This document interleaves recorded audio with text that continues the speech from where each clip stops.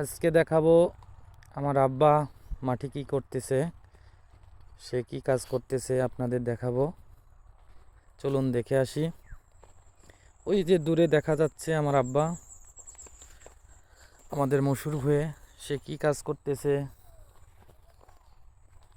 সম্ভবত মশুর ভয়ের বতি তুলে দিচ্ছে, আগাছা আর কি, এটারে গ্রাম বাংলায় আগাছা বলে।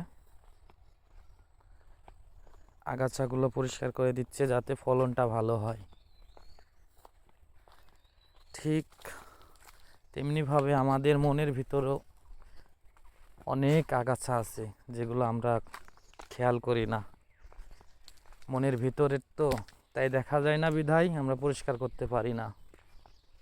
কিন্তু ঠিক মাঠে জমিনে আগাছা পরিষ্কার না করলে যেমন একজন কৃষক আশানুরূপ ফলন পাওয়া যায় না, তদ্রূপভাবে আমাদের মনের ভিতরের যে কলুষিত,